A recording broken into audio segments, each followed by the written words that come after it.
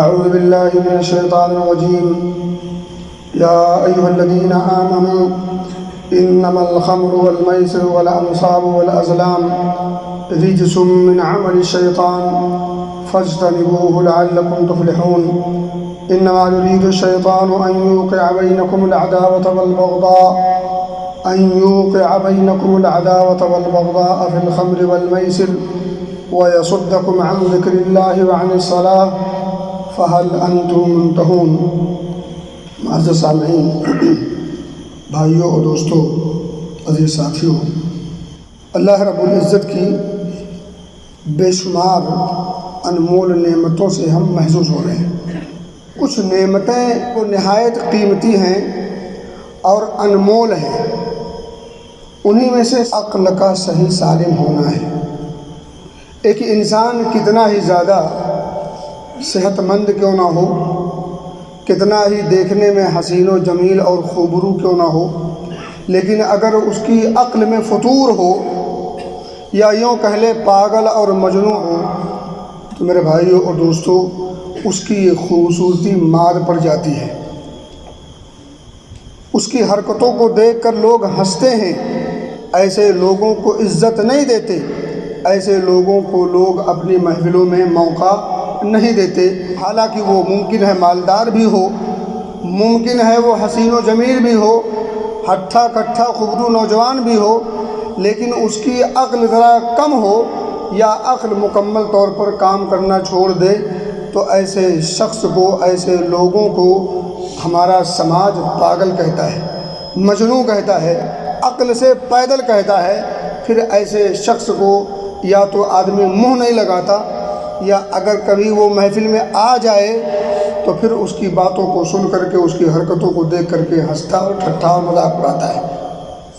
حالانکہ یہ نہیں ہونا چاہیے میرے بھائیوں اور دوستوں۔ اس کے پاس صحت ہے، تندرستی ہے، حسین و جمیل ہے، خوبصورت ہے، ہٹھا کٹھا نوجوان ہے، لیکن اس کے پاس عقل نام کی چیز نہیں ہے تو پھر اس کی اہمیت گھٹ گئی، سماج میں اس کا وقار کم ہو گیا۔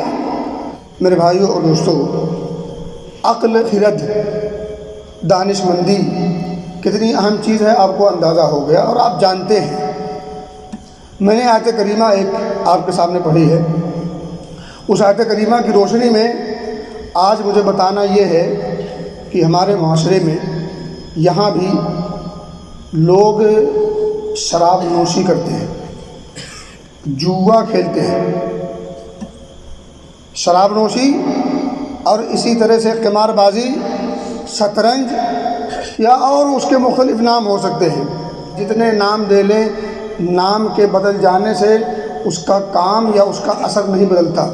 نبی اکرم فرماتے صلی اللہ علیہ وسلم جب قیامت قریب ہو جائے گی تو میری امت میں سے کچھ لوگ ایسے ہوں گے جو 4 چیزوں کا نام بدل کر کے اس کو استعمال کریں گے: زنا کو، ریشم کو، اسی طرح سے آلات موسیقی کو، اور اسی طرح سے شراب کو۔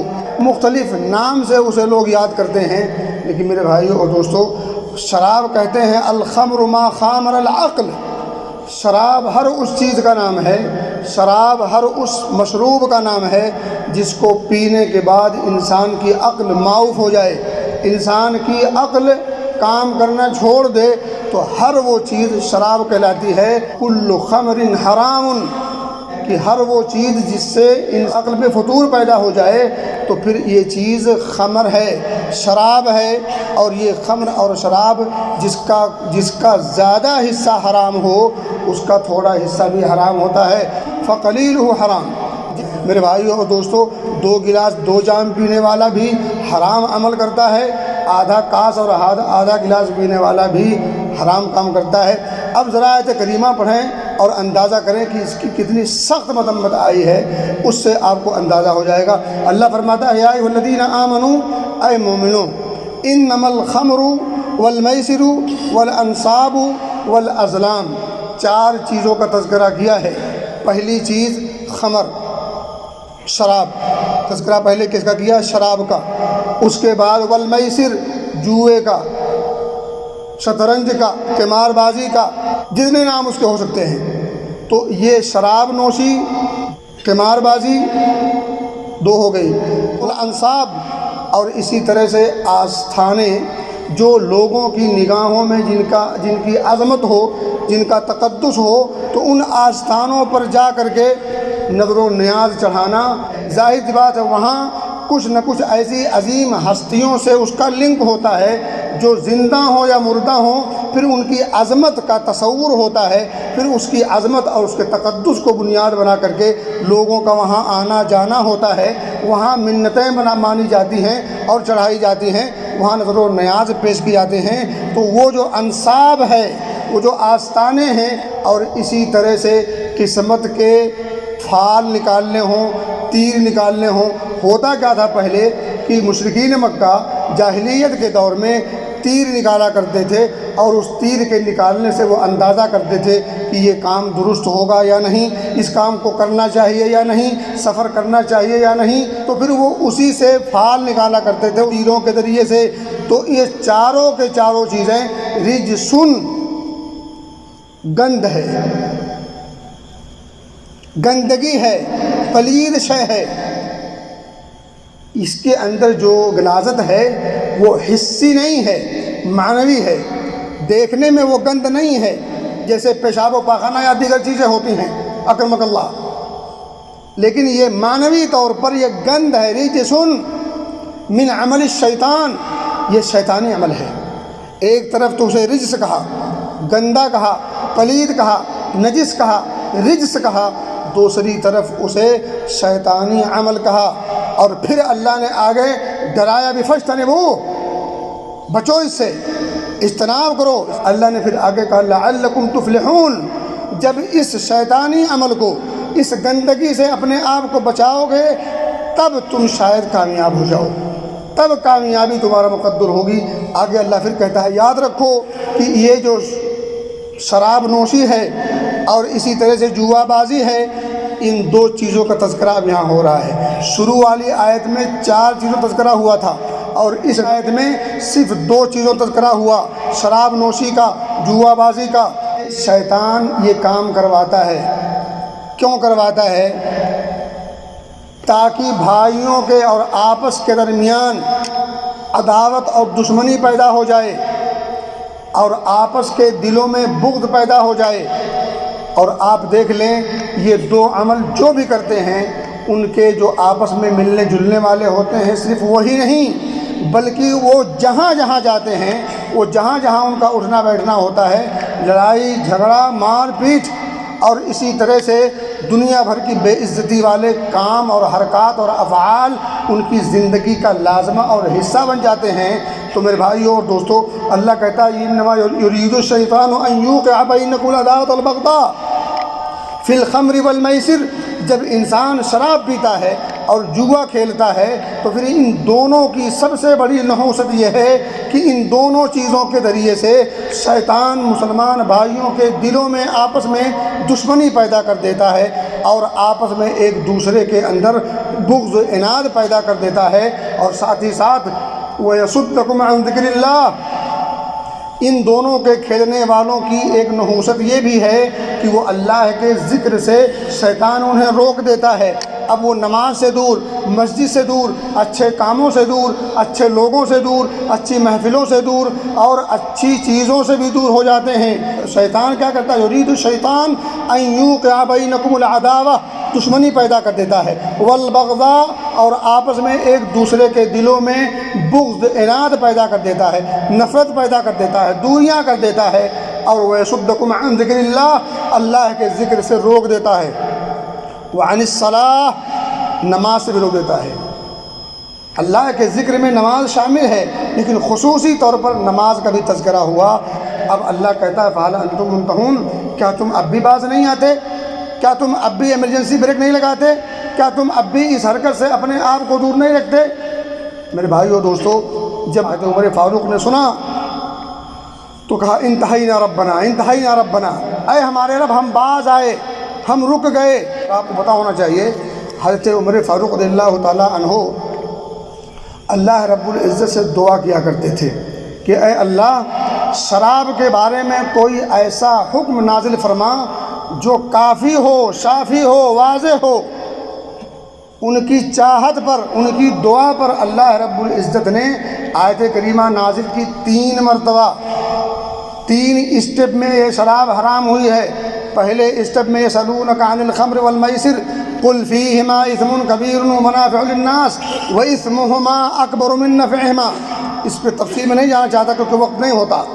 تو جب پہلی بار انہوں نے دعا کی کہ اے اللہ شراب کے بارے میں کوئی حکم نازل فرما جو شافی ہو، کافی ہو، واضح ہو، تب اللہ رب العزت نے سورہ بقرہ کی یہ آیت نازل کی۔ دیکھو شراب میں کچھ فائدے تو ضرور ہیں لیکن اس کا گناہ اس کے فائدے پر بھاری ہے، اس کا گناہ اس کے فائدے پر بھاری ہے۔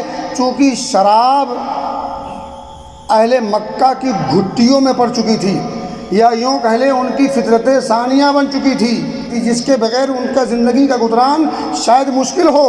تو پھر اللہ رب العزت نے بیک وقت انہیں شراب کی حرمت کے بارے میں حکم نہیں دیا بلکہ ایک اسٹیپ اپنایا۔ پھر حضرت عمر فاروق رضی اللہ تعالیٰ عنہ دعا کرتے ہیں، اے اللہ تو شراب کے بارے میں کوئی ایسا حکم نازل فرما جو بیاناً شافیاً، ایسا بیان ہو، ایسا حکم ہو جو شافی ہو، کافی ہو، واضح ہو۔ اللہ رب العزت نے پھر ایک حکم نازل کیا، اور وہ حکم کیا تھا؟ یا ایھا الذین آمنوا لا تقربوا الصلاۃ وانتم سکارا۔ مومنو جب تم مدہوش ہو، جب تم شراب کی وجہ سے مست ہو اور مستی میں جھوم رہے ہو تو پھر ایسے موقع پر، ایسی سچویشن میں تم نماز کے قریب مت جانا۔ اس کا ایک واقعہ آپ سنیں۔ حضرت سعد بن ابی وقاص کہتے ہیں کہ ایک مرتبہ میں نے کچھ صحابہ کی دعوت لی، دعوت میں جو کچھ کھانا تھا وہ کھانا پیش کیا اور ساتھ ہی ساتھ شراب بھی پیش کیا۔ اس وقت شراب حرام نہیں ہوئی تھی، یہ اور بات ہے کہ اس کا پینا اچھا نہیں تھا۔ جب حضرت سعد بن ابی وقاص نے دعوت کی اور جب دعوت لوگوں نے کھا لی، کھانا پینا کھانے کے بعد جب شراب کا دور چلا تو شراب نشہ ہوتا ہے، پھر اس کو صحیح غلط کی، اچھے برے کی تمیز ختم ہو جاتی ہے۔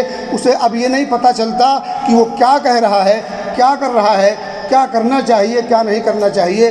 اسے اب ماں اور بیٹی میں، بیوی اور بہن میں فرق ختم ہو جاتا ہے، تمیز ختم ہو جاتی ہے۔ اسی طرح سے اور بہت ساری ایسی نحوستیں پیدا ہوتی ہیں اور ایسے برے مفاسد اور برے اثرات سماج میں پیدا ہوتے جنم لیتے ہیں جو ہم اور آپ کی نگاہوں سے اوجھل نہیں ہے، ہم میں سے کسی سے مخفی نہیں ہے۔ بہرحال دعوت کھائی، شراب کا دور چلا، جب شراب کا اپنا نشہ چڑھا تو اسی بیچ میں مغرب کی نماز کا وقت ہو گیا۔ اب ظاہر کی بات ہے جب مغرب کی نماز کا وقت ہوا تو یہ لوگ وہاں سے اٹھے اور نماز کے لیے چلے گئے۔ ان میں سے ایک صحابی نے نماز پڑھائی بقیہ لوگوں کی۔ اب جب نماز پڑھائی تو پڑھاتے ہیں قل یا ایھا الکافرون اعبد ما تعبدون۔ مست ہے نا، شراب کا اپنا نشہ ہے، وہ چڑھا ہوا ہے، اور اسی بنا پر انہوں نے جہاں جہاں لا تھا ہر لا کو ختم کر دیا۔ یہ معنی بالکل بدل گیا۔ لا اعبد ما تعبدون، میں اس چیز کی عبادت نہیں کرتا جس کو تم عبادت کرتے ہو۔ کفار مکہ سے کہا جا رہا ہے کہ اے کفار مکہ، تم یہ لات و منات و عزا اور اس کی پوجا کرتے ہو اللہ کو چھوڑ کر کے، میں تو اس کی نہیں کرتا۔ لیکن یہاں انہوں نے کیا پڑھ دیا؟ اعبد ما تعبدون، جس کی پوجا تم کرتے ہو اسی کی پوجا ہم بھی تو کرتے ہیں۔ جب یہ قصہ ہوا اور یہ حادثہ ہوا تو پھر اللہ رب العزت نے آیت کریمہ نازل کی، دوسرا اسٹیپ آ گیا، لا تقربوا الصلاۃ وانتم سکارا۔ مومنو نماز کے لیے جب جاؤ تو پھر ایسی حالت میں نہ جاؤ کہ تم حالت سکر میں ہو، مدہوش ہو، شراب کا نشہ چڑھا ہوا ہو، تو پھر ایسے وقت میں مت جایا کرو۔ اب چونکہ یہاں حکم بالکل کلیئر نہیں تھا، منع نہیں تھا، ظاہر سی بات ہے اس میں صحابہ کیا کرتے تھے؟ کچھ صحابہ جن کو پینے کا شوق تھا تو وہ عشاء کے بعد پیتے تھے اور اسی طرح سے فجر کی نماز کے بعد پیتے تھے، تو بیچ میں لمبا وقفہ ہے، اس وقفے کی وجہ سے اس کا اثر ختم ہو جاتا تھا۔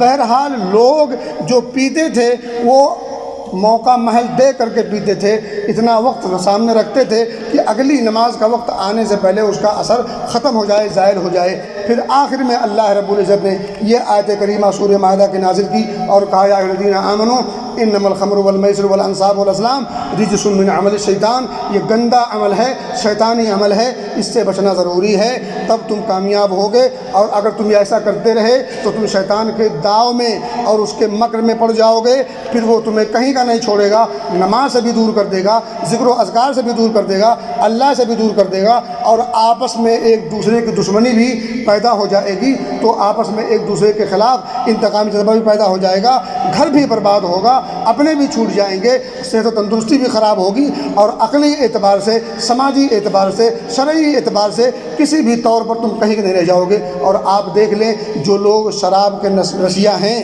جو لوگ شراب کے لت میں پڑ چکے ہیں، ان کی زندگیوں کا مطالعہ کر لیجئے، وہ کہاں پہنچے ہوئے ہیں اور ان کی کیا حیثیت ہے، اور سماج میں ایسے لوگوں کو کون شمار کرتا ہے، کون گردانتا ہے۔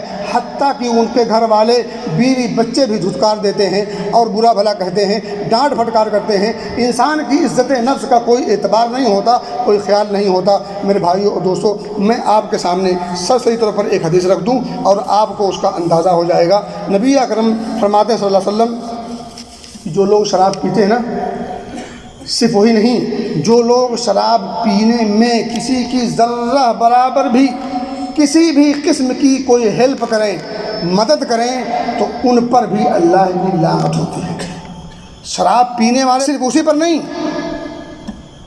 اس کی بھی کسی بھی قسم کی ہیلپ کرنے والے، تعاون کرنے والے، مدد کرنے والے پر بھی اللہ کی لعنت ہوتی ہے۔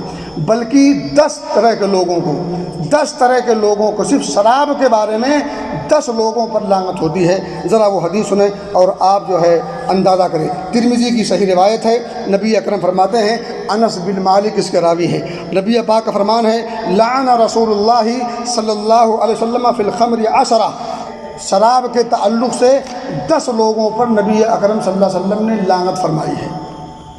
عمل ایک ہے لیکن 10 لوگ اس کے لپیٹ میں ہیں۔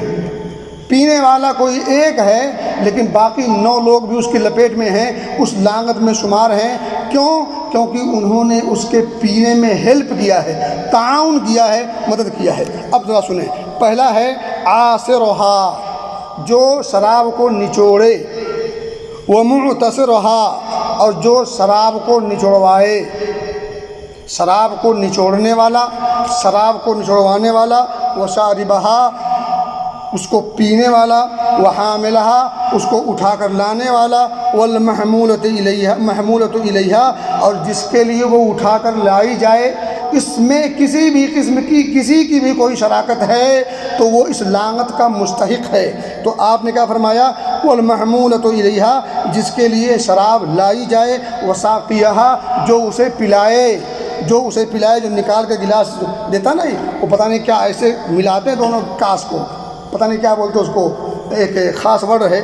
تو اسی طرح سے وہ بایعھا، اور اسی طرح سے اس کو بیچنے والا بھی لعنت کا مستحق ہے۔ وآکل ثمنھا، اور اسی طرح سے بیچ کر جو نفع اور منافع حاصل ہوتا ہے، اس منافع کو کھانے والا، اس کی کمائی کھانے والا، شراب کی کمائی کھانے والا، اس پر لعنت ہے، اور شراب کو بیچنے والے پر بھی اور اس کی کمائی کھانے والے پر بھی، اور اسی طرح سے والمشتری لہا، اور اسی طرح سے جو اسے خریدے اس پر بھی، اور والمشترات لہو، اور جو جس کے لیے وہ خریدی جائے اس پر بھی۔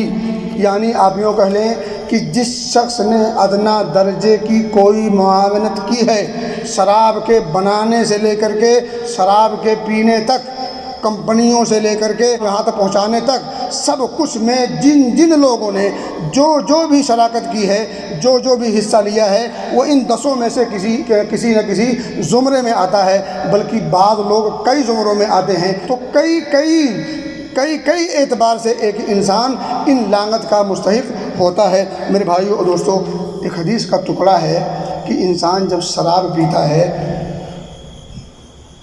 تو اس وقت اس کا ایمان اس سے نکل جاتا ہے، اور کیسے نکلتا ہے صحابی نے اس کو مثال بھی دے کر گیا۔ بہت ساری حدیثیں ہیں، اور میں آپ کو بتا دوں، جہنمیوں کا پسینہ اسے پلایا جائے گا۔ انا للہ و انا الیہ راجعون۔